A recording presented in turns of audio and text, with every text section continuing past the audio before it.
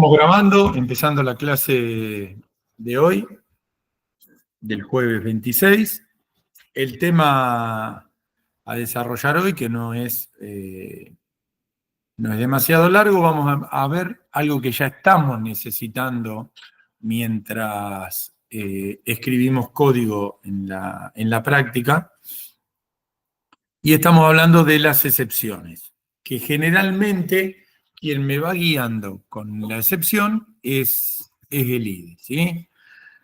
La palabra excepción va a englobar, como dice ahí el primer párrafo, a cualquier inconveniente que tengamos en la ejecución del programa. ¿Sí? Ahora van a ver que hay un par de posibilidades, pero la idea siempre en Java es que la excepción es la que captura ese problema y puede generar o que se cierre el programa de manera controlada, digamos, o que se informe el error o que se dé una advertencia al usuario. ¿Sí? Eso sería un poco en general el tema de qué es una excepción. La idea es que siempre el IDE, como les decía recién, me va a ir guiando en la programación para que yo las coloque cuando él considera necesario, y en algunos casos tendré que usar mi conocimiento, mi experiencia para saber dónde colocarlas, pero más que nada la idea es que todos los puntos posibles de falla que tenga una aplicación estén capturados en una excepción. ¿Qué vamos a lograr de esa manera? Que si el programa falla, o mi aplicación móvil, web, lo que sea, no rompa o no me cuelgue la computadora o no me cuelgue el teléfono y demás. Por eso se dice que captura el problema y digamos, lo contiene. ¿Cómo se manejan esos errores en Java? Ahora vamos a ver los distintos tipos de excepción que hay, pero por ejemplo hay un montón. Algunos se suceden cuando el programa se está ejecutando y otro cuando lo compilo antes de comenzar. Pero por ejemplo, que yo acceder a un índice nulo de un arreglo de una colección, que me quede sin memoria, un query con errores, una consulta en una base de datos que está apagada, digo, hay 1.000 millones de errores.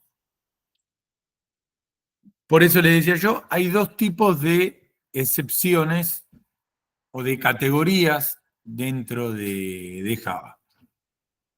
La primera, verificada en compilación, fíjense que son errores que el compilador detecta y determina que puede llegar a haber un punto de falla en esa situación. ¿Cómo lo determina? Por ejemplo, si yo quiero conectarme a una base de datos, si yo quiero ejecutar un query, quiero abrir un archivo de texto, el compilador dice, acá hay algo que puede llegar a fallar cuando vos estés utilizando el programa en tiempo de ejecución, entonces yo te obligo, ¿sí? No te dejo seguir, a que pongas una excepción que capture un error en el caso de producirse, ¿sí? Siempre son capturas que pueden llegar a suceder o no, ¿sí? Pero el IDE te ayuda a que quede ese código de manera más sólida. Y las que están en la parte de abajo, que se denominan no verificadas, ¿sí? Son errores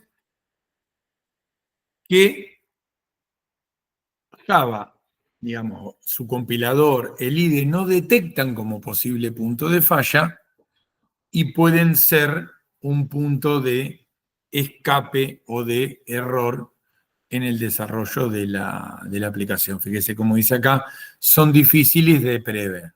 Las de abajo no nos preocupan porque no podemos hacer básicamente nada, ¿sí? Son fallas inesperadas, que se apagó el servidor, se cayó una determinada parte, se cortó internet cuando la aplicación estaba funcionando, ¿sí? Digo, no puedo hacer nada. Nosotros nos vamos a concentrar en la parte de arriba. Todo lo que podemos hacer para prever puntos de falla. Y acá tienen un ejemplo del lado izquierdo, si yo tuviera ese código, ¿sí? Una clase que se llama input file, que tiene un método para leer una palabra. Cuando yo compile, ¿sí? El compilador se va a dar cuenta que las líneas que están marcadas en color rojo, estoy mirando al lado izquierdo, son puntos probables de falla. ¿Cuál sería? File reader, o sea, leer un archivo y, o sea, file reader lo que hace es levanta y abre ese archivo. Ese es un punto de falla. Y la línea in.read, que también la marca en rojo, es otro punto de falla porque una vez que lo tengo abierto, empiezo a interactuar con ese archivo. El compilador, vos escribís ese código. Olvídense de las partes azules. Entonces, cuando vos lo escribís, te tira los warnings o las advertencias que están en rojo del lado izquierdo. ¿Sí? Entonces, lo que te está diciendo es, mirá, podés tener una excepción de, esperen que la voy marcando, de file not found. O sea, si vos querés abrir un archivo, ojo que si el archivo está bloqueado, no existe, lo que sea, podés tener esta excepción. Entonces, ¿qué es lo que te dice acá?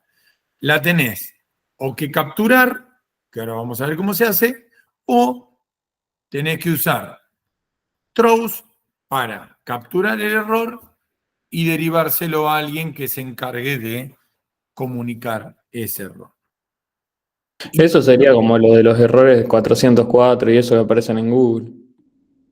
No, porque esas son los errores que todos los 400 y los 500 que ustedes tienen en el navegador son errores entre el servidor web y el navegador web, que lo detectan y lo informan. ¿Sí? No, no es lo mismo. ¿Sí? Estos son errores a nivel de código o funcionamiento de la aplicación en Java. No son los 400 o los 500 del navegador. ¿Está? Pero ustedes lo principal que es importante que ustedes se den cuenta es que yo escribo el código que está de la izquierda. Cuando le doy run, que lo compila, las dos líneas que están en rojo, cada una va a tener ese warning que tienen puesto ahí en color rojo. ¿Por qué? Porque si yo quiero abrir un archivo, puede ser que no lo encuentre o que esté ocupado o que esté capturado. Y la segunda es porque si quiero hacer una lectura, puedo tener un error de entrada-salida. Entonces el compilador me dice, che, ojo, el código que vos escribiste en esta línea puede tener este problema, en esta línea puede tener este problema. No dice que está mal escrito el código está bien, pero me avisa. Entonces, ¿qué es lo que me dice? O capturar la excepción, que ahora vamos a ver cómo lo hacemos con el try catch, o te lavas las manos. Lavarse las manos, ¿qué quiere decir? Agregan las líneas que tienen del lado izquierdo en color azul, con la palabrita throws, ¿sí? Eso lo que hace es, el throws, que ya lo vienen usando, me había dicho Fede también alguno en el IntelliJ, porque si no, no te deja ejecutar el código. El throws lo que hace es, capturaría un posible error y se lo deriva a la clase padre o a la clase que está ejecutando la aplicación. ¿Sí? Pero no hace que se aborte abruptamente. El throws es como lavarse las manos. Es como decir, si acá hay una falla, yo disparo una excepción, una advertencia a la clase padre o a la clase main que me está llamando. Es eso.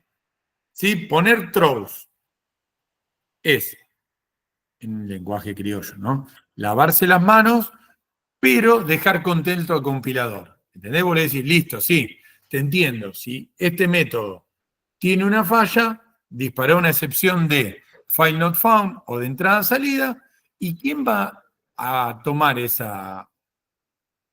aviso de error? Bueno, la clase que te está utilizando. Y así se va a propagar hasta que alguno te muestre un mensaje que diga, che, tenés un error de entrada-salida. ¿Sí? Eso es el throws. Lo atrapo y lo paso para arriba. ¿Sí? Es medio raro de comprender pero con eso dejan contento al compilador porque te va a dejar pasar, porque dice, listo, si esto falla, alguien se va a encargar y nada más.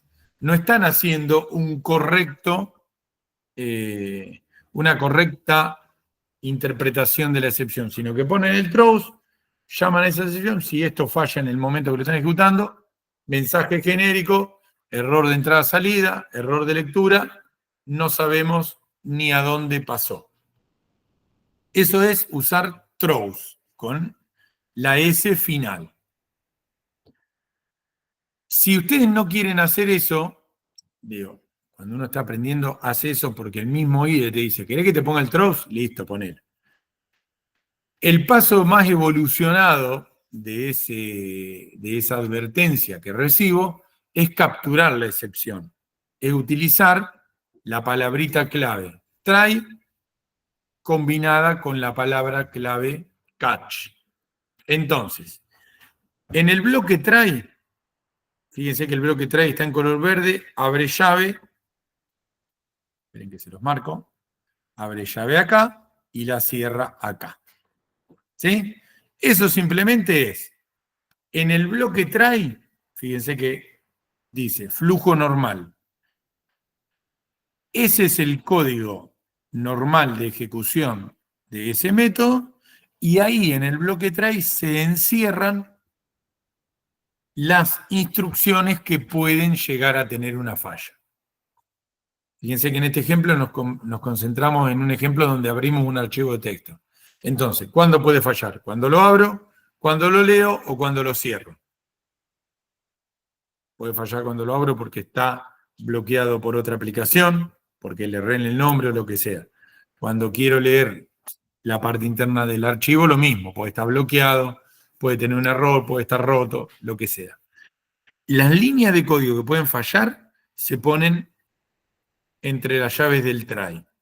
Y después se generan con el catch las distintas excepciones. ¿Sí? Fíjense que dice, catch. Si se produjo un error al abrir el archivo, se va a meter en este error.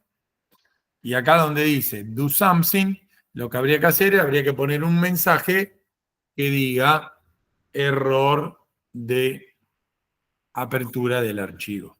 Si se produce una excepción de lectura, o sea, falla la segunda línea, que es la que trata de leer el archivo, bueno, no se va a meter acá, sino que se mete en esta excepción. Y ahí donde dice de nuevo, do something, mostrar un mensaje que diga, tuviste un error de lectura del archivo. Y lo mismo con el tercero, donde si al cerrarlo, al querer liberar el archivo, tengo un error, muestro e informo ese mensaje. Con esto lo que lograrían es saber concretamente cuál fue el error y poner un mensaje adecuado a cada tipo de error. ¿Para qué?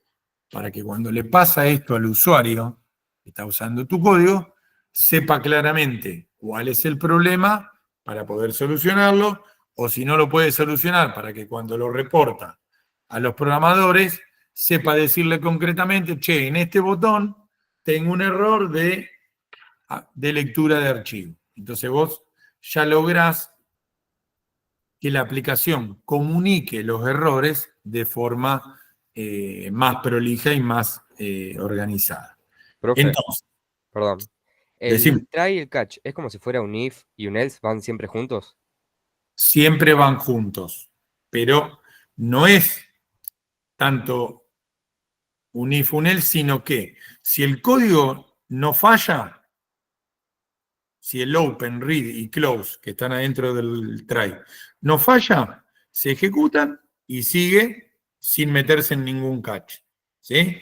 Solamente si alguna de esas líneas fallan, el compilador se fija, che, es este error, este o este, y ahí te muestra el mensaje. ¿Sí?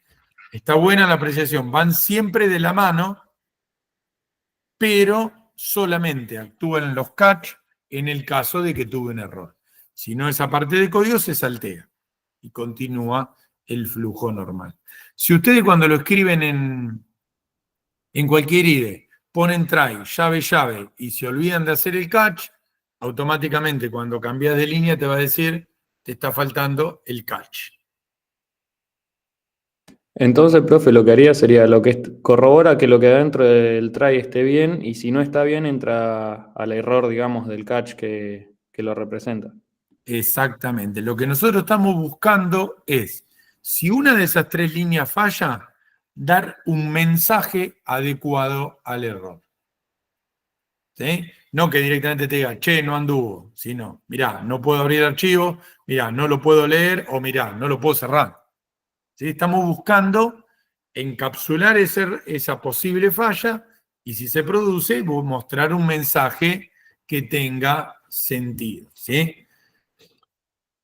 Y tiene una partecita más esto, que ahora lo vamos a ver, pero digo, es para que se hagan una idea. Entonces, o voy a la más fácil, de lavarme las manos y dejar que el IDE me agregue, cuando yo le doy compilar, me agregue el throws, compila, me lavo las manos y se produce un error.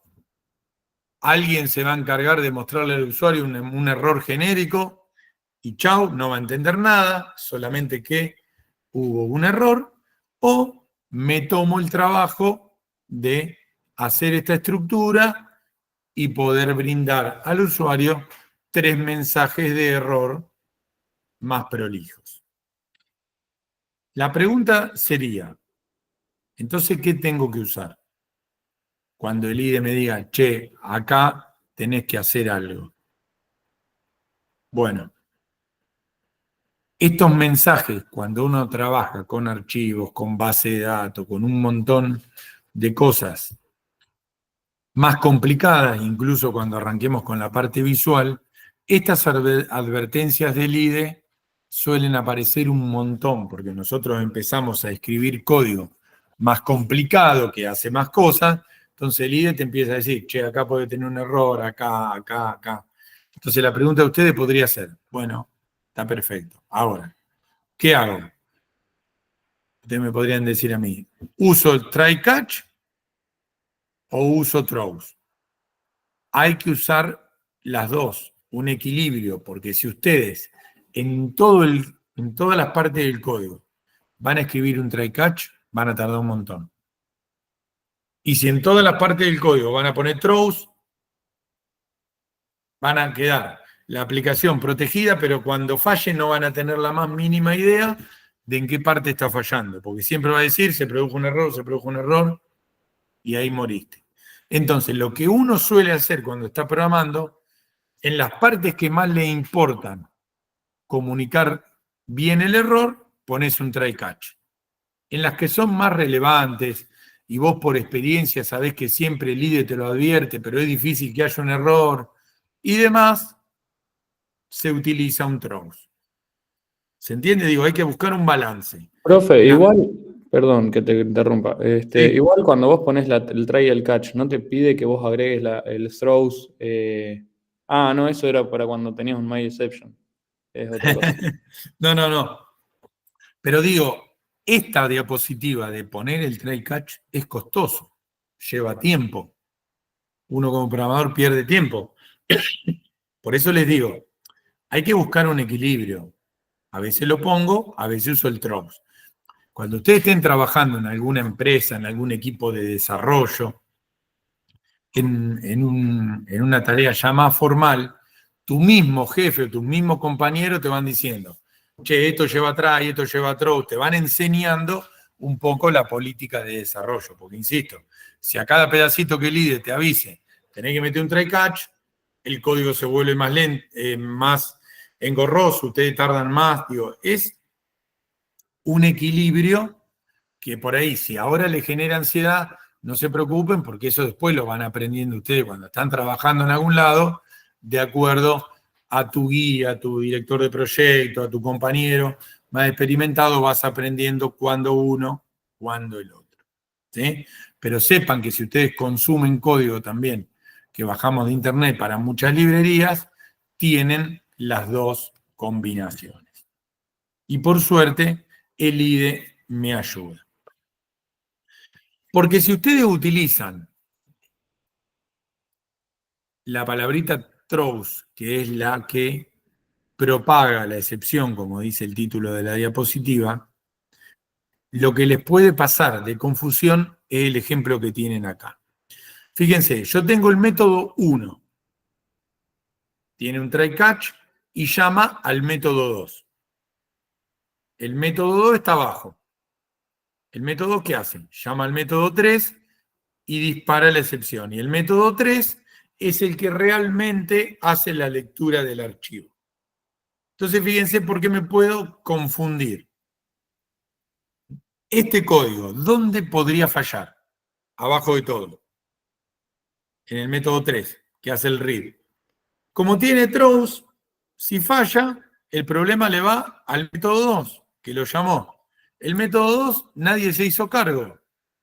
¿Qué hizo? Throws, propaga la excepción al método 3, al método 1, perdón, que es el que lo llamó. Y el método 1 se hizo cargo del error poniendo un try catch. Ahora, hay que tener cuidado porque el método 1 mostraría un error que en realidad produjo una cadena de llamadas. Esto es para que ustedes tomen conciencia de que a veces yo propago y se hace cargo un método que está más arriba. Pero ojo, porque el error que te va a mostrar el método 1 no es del método 1. Digo, esto es un consejo como programador. Ojo, porque a vos te puede decir, che, está fallando el método 1, y el 1 llamó al 2, el 2 llamó al 3, y en realidad el que falla es el 3. Estos pueden ser los problemas que nosotros como programadores podemos llegar a tener al abusar del throws. ¿Sí? Porque el 3 se lava las manos, el 2 se lava las manos y el 1 se hace cargo. Pero el 1 se hace cargo de un problema que él no sabe nada, él no tiene en su código y es una llamada. ¿Sí? Esto es muy común verlo en programación cuando uno intenta buscar un error que tire una aplicación, y este es un ejemplo chiquito. Digo, a veces los métodos tienen mucho código, pero este es un ejemplo del problema que podemos tener si me lavo las manos, y el método 1 se hace cargo de algo que falla por allá adentro. Bueno, esto sería un mal diseño de hacerse cargo del error. ¿Por qué? Porque si yo hubiera puesto el try catch en el método 3, el método 2 no está obligado a usar el throws y el método 1 no tiene que poner el try catch. Fíjense la diferencia y cómo cambiaría el código. Insisto, es un ejemplo muy chiquitito, pero es para que tomen conciencia. El método 1 y 2 no tienen código peligroso, lo tiene el 3, pero como ellos lo están llamando y el 3 se lava las manos o propaga la excepción, el 2 se tiene que hacer cargo y el 1 se tiene que hacer cargo de ese error que le van mandando los de abajo. Esto es igual a cuando hablamos la otra vez del tema del constructor, que dijimos, tengan cuidado cuando hacen el constructor, porque si en una cadena de herencia se olvidan el constructor nulo, por ahí falla cuando quiero crear la clase de acá abajo, y la que se olvidó el constructor nulo es la de 2 jerarquías más arriba. Bueno, acá es lo mismo. Ojo con el throws en una sucesión de llamada de método, porque termina ligándola el que primero llama, que sería el método 1. El compilador no te deja pasar al método 1 si no pone ese try o si no hace de nuevo el throws, pero en algún momento alguien tiene que terminar poniendo el try catch. ¿Se dan cuenta, no? Cómo es, esto es como en la vida, digamos, me lavo las manos, pero alguien se hace cargo. Yo me lavo las manos, pero de último mis viejos tienen que poner la cara por mí, sería, digamos, algo así. Se van haciendo una idea, ¿no?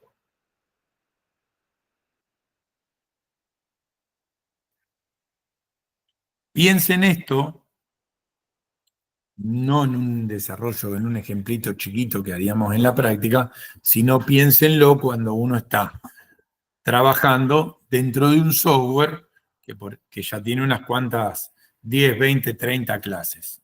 Se pone, si todos nos lavamos las manos con throw, llega un momento que es un lío y hay que poner un try catch en un lugar donde no tenemos ni la más pálida idea de que puede llegar a fallar. Es muy interesante porque esto no son problemas de cómo escribir el código, sino que son problemas de funcionamiento y compilación. Acá tenemos un poquito más ampliado. Acuérdense que después cuando les aparezca la publicación de la clase, tienen un montón más de ejemplos. Vieron que siempre en la clase que les dejamos en la plataforma tienen un montón más de hojas de documentación y demás. Y falta un pedacito más, que ahí lo vamos a ver. Ustedes, ninguno me preguntó, cuando veíamos este ejemplo, por ejemplo, me voy a quedar acá, estos son errores de SQL de entrada-salida, ninguno de ustedes me preguntó, profe, ¿cómo hago para saber cuál es la excepción que tengo que escribir? Si hay 10 millones de errores, hay 10 millones de excepciones distintas. Entonces ninguno de ustedes dijo, aunque por ahí seguramente lo pensaron, che, ¿y ese nombre de dónde lo saco? ¿Cómo sé qué excepción es la que tengo que poner para que el error sea prolijo? No hay un árbol de excepciones que es de herencias de toda la parte de excepciones en general. Exacto. ¿Y qué tendrías que hacer? Estudiarte todo eso. Nah, busco en base a lo que quiero como interceptar, digamos. Exacto. Hay un árbol, lo que dice Nico tiene razón, hay un árbol gigante que cuelga de la clase exception y hay excepciones para ser dulce. Obviamente, como dice Nicolás, por ahí yo podría googlearlo, podría preguntarle al GPT, lo que sea, pero generalmente uno cuando escribe sus primeras excepciones utiliza este catch que es bien genérico y pone a la clase exception, que es la clase padre de toda esa jerarquía.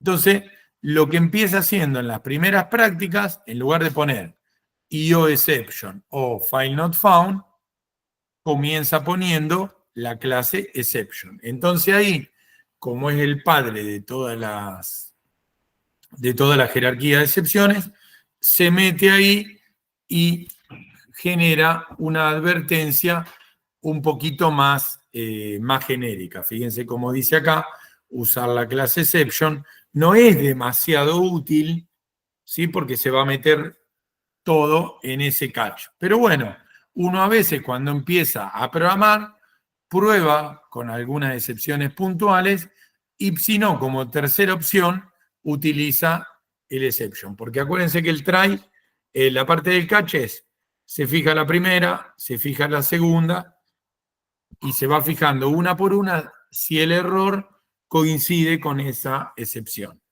Obviamente, si no es de file not found, si no es de IO y pongo esta como última opción, se termina metiendo en esa parte la excepción, ¿sí?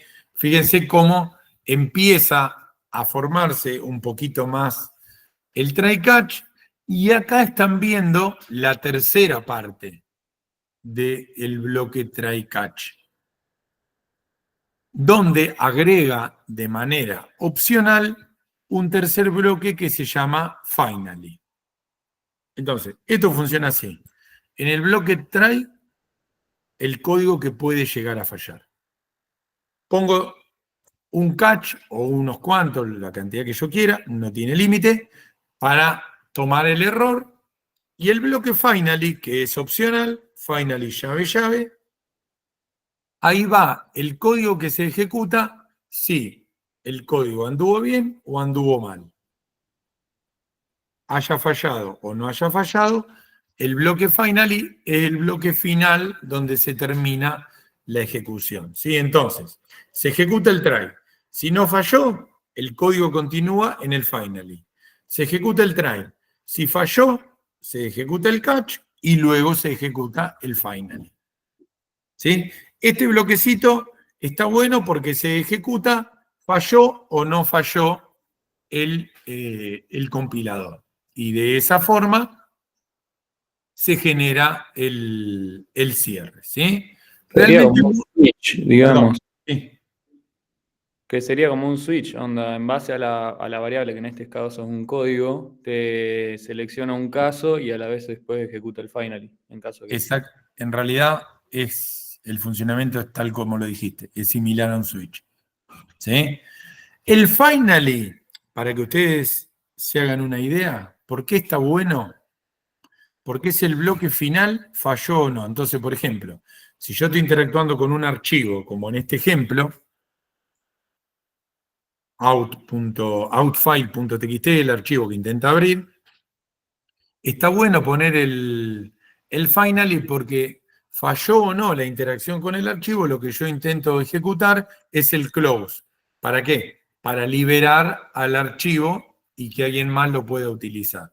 En el caso que me estoy comunicando con una base de datos, a veces yo abro la conexión, me falla el query y en el finally lo que pongo es el close de la conexión para liberarla.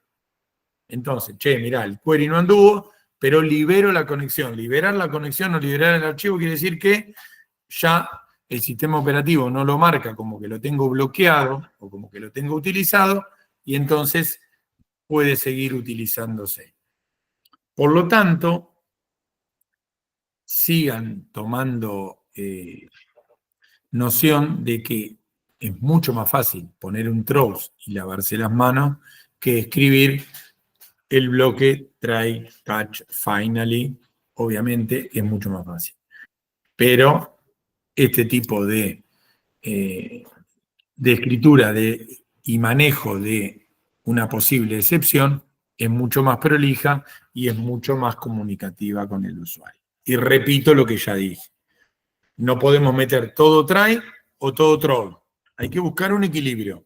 Los métodos más importantes, las operaciones más importantes, las puedo hacer con el try catch y advertencias muy simples que el navegador me marca, puedo decirle, bueno, está bien, acá pone un throw y listo.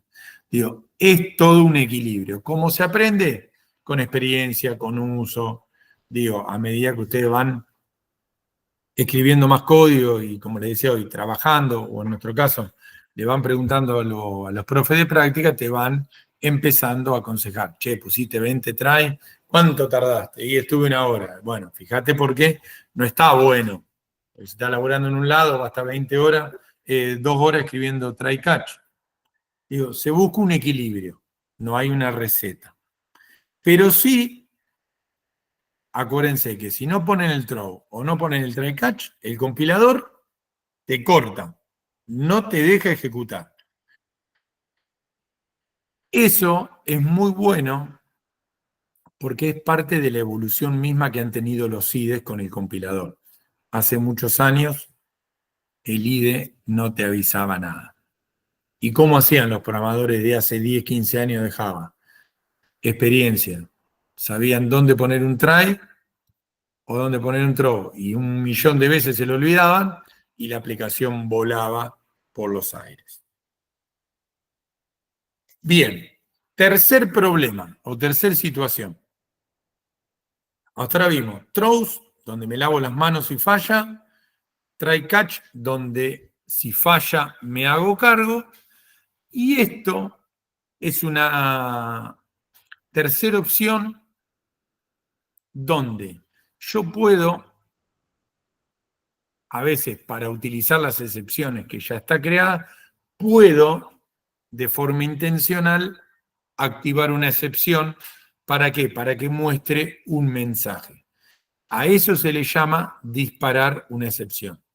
Puedo activar una excepción para que muestre su advertencia. Y ahí a veces me puedo llegar a confundir porque la excepción se dispara de manera intencional con la palabrita throw, pero sin la S.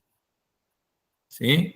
Esto es disparar una excepción en una parte del código de manera intencional. Y vamos a ver un ejemplito muy, muy fácil, ¿sí? Fíjense este método que se denomina pop en el ejemplo, ¿sí? Lo que hace es, tiene el throws, que dispara la excepción en el caso que pase, pero lo que hace dentro del if es genera el error. ¿Para qué? Para que el throws avise. Esta es una manera muy común de programar en Java y lo van a ver el código en mucho que encuentren, que lean o incluso código que le genera el chat GPT. Porque uno ¿qué hace? Pone el throws y si se cumple una condición que no es la esperada, por ejemplo en el if, que el tamaño sea 0, en lugar de poner un mensaje que diga, che, fíjate que está vacío, se dispara una excepción y se utiliza el mensaje genérico que posee esa excepción. Suena raro, suena rebuscado, pero es una práctica cuando uno ya está un poco más acostumbrado a escribir o a profesionalizarse en la escritura de código, es una práctica muy común. ¿Qué te ahorra esto? Te ahorra no tener que escribir en esta parte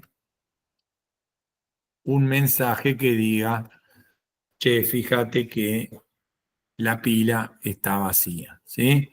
Simplemente fuerzo la excepción, con el throws buscamos la excepción de pila vacía y chao. Se generará un mensaje genérico que dirá la pila está o el stack está vacío. Incluso también eso te permite llamar a métodos tuyos, o sea, a tu excepción y esas excepciones que vos generás, ¿no? Exactamente, ustedes en la práctica, ya me diste el pie perfecto, ustedes en la práctica van a tener que crear su propia excepción. Ustedes en la práctica van a hacer una clase hija de exception creando su propia excepción. Y ahí adentro van a poner sus mensajes. Y lo que van a hacer es, desde la otra parte del ejercicio, van a generar una llamada a la excepción que ustedes creen. Esto, como dijiste bien, es re común porque en los desarrollos, cada uno son propios de cada empresa, es muy común crear tus propias excepciones y llamarlas de esta forma. Entonces ya tenés tu jerarquía de excepciones o de alertas programadas y desde distintas partes del código llamás a tus mensajes. ¿Por qué suele ser una buena práctica? Porque puede depender del idioma, puede depender del rubro de la aplicación, puede depender de un montón de cosas. Piensen que si ustedes utilizan las excepciones genéricas que son hijas de exception, son todas en inglés, para empezar. Un buen motivo puede ser crear tus propias excepciones o hacer clases hijas de las excepciones que ya existen, por ejemplo, para cambiar el idioma. Y mejorar el mensaje de advertencia. Así que sí, en la práctica ustedes van a crear excepciones. No es muy difícil, es hacer clase nueva con ICO y lo único que tienen son mensajes, pero bueno, hay que acostumbrarse a esa, uy, esperen que me adelante. Hay que acostumbrarse a esa práctica. Las excepciones nos van a acompañar siempre porque ustedes están escribiendo código cada vez más complicado y cada vez el IDE se pone un poquito más intenso diciéndote acá va, acá va, acá va, y cuando van excepciones. Y cuando ustedes empiecen a interactuar con base de datos y demás operaciones, hay que poner excepciones por un montón de lados, porque conectarse a la base de datos puede fallar, ejecutar un query puede fallar, hacer una consulta puntual puede fallar, puede estar la base de datos apagada, así que se van a llenar de excepciones los programas. Pero eso está bueno porque está relacionado con la complejidad de código que ustedes van escribiendo cada vez más avanzado. Segundo tema que van a tener en la práctica, que es una pavadita, pero es para que lo para que lo comprendan, es el uso de generic, que también incorporaron las últimas versiones de Java, que es generar tipos de datos genéricos. Pueden tener una clase, una interfaz o un método que ustedes lo escriben genérico el tipo de dato, y después, cuando utilizan ese objeto, le pueden decir, no, vos sos un integer, sos un string o sos algo más. Y una clase de dato genérica es esto que tienen ahí, aunque su nombre parezca medio raro, generic es esto. Fíjense, esta clase se llama box, es un ejemplo, se pone entre mayor y menor la letra T. Siempre el tipo de dato que se indica va al lado del nombre, va con el mayor y con la letra en mayúscula. Y fíjense el atributo T minúscula. ¿De qué tipo de dato es? T. Y el get y el set son de tipo de dato T mayúscula. Y ustedes pueden decir, ¿qué es esto que está? Bueno, cuando crees una instancia de box, lo que le vas a tener que indicar cuando haces el new, entre mayor y menor, ahí le pones string o integer o auto o lo que sea, y lo que va a hacer es que esa clase tiene un atributo de tipo genérico, del tipo que vos especifiques cuando crees la instancia. Esto es el uso de generic en una clase. Tipo de dato genérico que se utiliza al momento de instanciar esa clase. Es medio raro, pero es muy ventajoso. Sí, por ahí lo usamos perdón. ¿Cómo? ¿Que no se escuchó? No, digo que por ahí ese lo usábamos con Vector, que le decíamos qué tipo de dato iba a manejar. Sí. Está bien lo que dice Lucas, y piénsenlo, primero que ya lo usaban sin darse cuenta. Ahora le pusimos un nombre. Pero piensen que ustedes están escribiendo cada vez código más complicado, más avanzado, código más importante, o sea, buenísimo.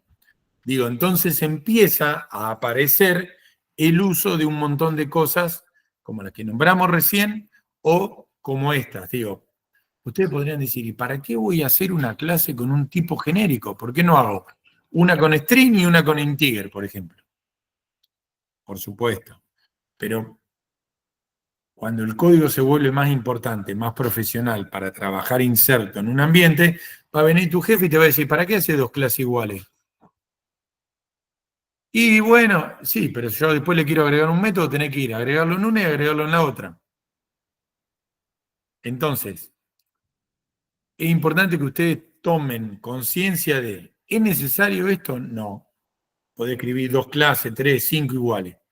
Ahora, ¿es necesario para trabajar desarrollando en un entorno de trabajo productivo? Sí, porque vas a usar esto. No te van a dejar hacer dos clases iguales con distintos tipos de datos, o tres o cuatro, porque después nadie las va a querer mantener. Digo, todas estas cosas ustedes incorpórenlas, aunque ustedes digan, ¿y ahora qué ventaja tengo? Reniego con esa T mayúscula, incluso si necesito dos genéricos, le pongo T, coma, otra letra, siempre van en mayúscula por convención. Digo, incorporen estas cosas que les vamos tirando y les vamos pidiendo en la práctica, porque es lo que se usa para trabajar. Entonces, insisto, ¿necesito escribir una clase así? No, pueden hacerlo 2 o 3 veces igual. Ahora, cuando vayan a trabajar te van a decir, no, flaco, estás copiando código, estás duplicando. ¿Quién lo mantiene esto? No es una buena performance. Y ahí van a decir, qué papa frita. Bueno, por eso nosotros, con la práctica, los chicos te van llevando y te van diciendo los profes, incorpora esto, porque cuando ustedes, esto es fundamental en programación, cuando ustedes se acostumbran a incorporar estas prácticas, con el tiempo es natural y ya lo escribís así el código, ¿sí? Eso es lo que queremos lograr. Así el año que viene ya lo tienen incorporado para PO y cuando vayan a trabajar a algún lado ya todo esto viene natural y vos ni pensás, estoy haciendo un genérico, no, ya lo haces porque ya lo traes tan practicado, digamos, que lo incorporás, ¿sí? Eso es lo que queremos que vayan agarrando con la práctica. Fíjense que Fede en Junín y Nelson en Pergamino y Seba también, son profes que están trabajando, desarrollando o guiando equipos de desarrollo. Entonces, todo lo que ellos le vayan recomendando ya son cosas que usamos para trabajar. Entonces ya van escribiendo código de más calidad, código más profesional, y ya lo incorporan, insisto, como algo natural. Eso es lo que buscamos, ¿sí? Que estén bien cerquita de lo que se está usando hoy en día para trabajar, para que ustedes no estén sufriendo después esa adaptación, ¿sí? Porque, insisto, todo lo que vemos podría reemplazarse de una manera más chancha o más simple o copiando y pegando, pero la idea es que no tengan todos esos vicios en el código y ya sean más profesionales. Y por eso todas las clases le subimos y no sean vagos, porque a veces nosotros cuando preparamos los exámenes charlamos, no sean vagos, escriban el código como les dicen los profes, porque de verdad el año que viene en PO ya sacan un montón de vicios y ya están con la cabeza organizada de otra manera, incluso si arrancan a programar antes del año que viene, digo, ya programan código de calidad y qué es lo que se demanda en el mercado en el que ustedes podrían insertarse, ¿sí? Realmente es muy, muy interesante.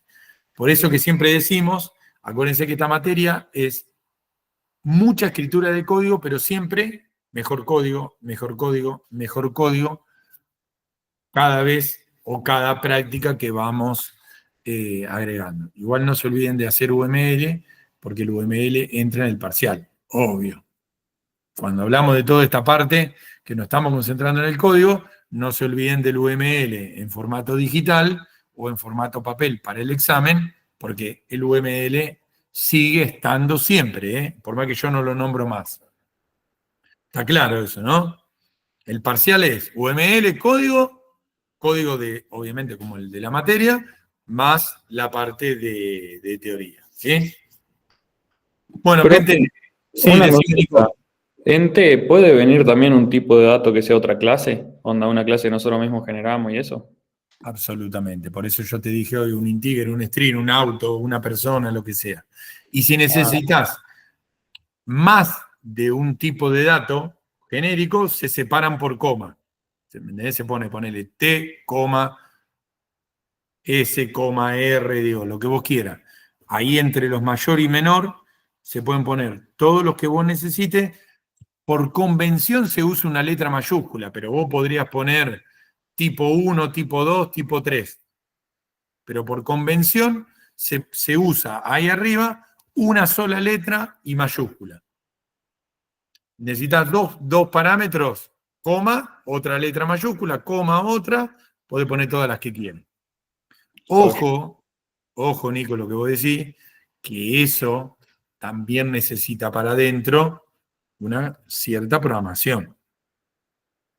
¿Por qué? Porque si ustedes preparan una clase genérica para que reciba una persona, ojo que alguno te la puede instanciar y te puede mandar un auto. Y después te van a tirar error los métodos adentro porque no van a coincidir. Ojo con eso. ¿Sí?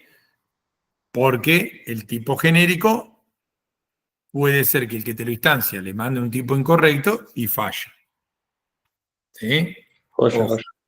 Sí, porque no es mágico, ¿sí? Ahí, si yo en lugar de la T, en lugar de mandarle como está, le mando un string o le mando un auto, si tengo algún método muy puntual adentro, que espera que venga un tipo de dato muy puntual, ya estaría rompiendo lo genérico y podría tener un error porque me pueden instanciar con otro tipo de datos. Es obvio. ¿Sí? A ver, ¿cuándo usarían un genérico? En casos muy puntuales donde ustedes se den cuenta que che, estoy haciendo la misma clase para un integer, un string, para una persona, para un alumno y para un docente. Bueno, pará, lo está haciendo 3 veces de gusto, listo, lo puedo armar genérico. No es fácil que siempre te coincida para un genérico, ¿eh? Es todo un equilibrio. Es lo mismo que dijimos antes. No me llené todo de try, no me llené todo de throw. Balance, equilibrio. ¿Sí? Por eso el camino que uno va recorriendo siempre, yo siempre insisto, cuando ustedes están trabajando, uno va aprendiendo y se va formando a la par de los que tenés al lado o de tu jefe que te va guiando cuándo sí, cuándo no. ¿Sí? Y uno va agarrando experiencia. Pero bueno, gente, después les subo la grabación, hoy una clase muy cortita, nos tomó 50 minutos al final. La clase que viene seguimos agregando temas, pero fundamental, no se atrasen con la práctica. No importa incluso si no van a la práctica, pero hagan los ejercicios, no se atrasen con la práctica. Fíjense que ya tienen publicado que para fin de octubre tenemos la primera fecha del parcial. Así que no se atrasen, porque el parcial es todo práctico más patrones, que en las próximas clases, en la próxima me toca hablar de patrones, donde vamos a hablar de un montón de patrones que no vimos, y se va a convertir en una clase sumamente teórica, obviamente. Así que bueno, gente, nada más, corto la grabación, así se arma el video y ya se la subo.